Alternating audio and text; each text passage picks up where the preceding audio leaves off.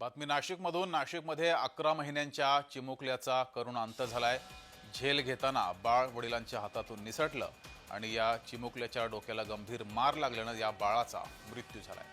कामावरून परतलेल्या वडिलांनी आपल्या चिमुकल्याला हातात घेतलं आणि वरच्या दिशेने त्याचा झेल घेण्यासाठी फेकलं. मात्र झेल घेता घेता जन्मदात्या पित्याच्या हातातून हे बाळ निसटलं आणि त्याच्या डोक्याला गंभीर दुखापत झाली. यात उपचारादरम्यान त्याचा मृत्यू झाला. वडील खेळवत असताना त्यांच्या हातातनं पडून त्याच्या डोक्यास मार लागून त्याला उपचारकामी दाखल केलं होतं चिरंजीव हॉस्पिटल नाशिक येथे. तो दिनांक 2 तारखेला 8:10 मयत झालेला आहे. त्याच्या डोक्याला मार लागलेला आहे आणि त्याच्यामध्ये उपचारादरम्यान त्याचा मृत्यू झालेला आहे.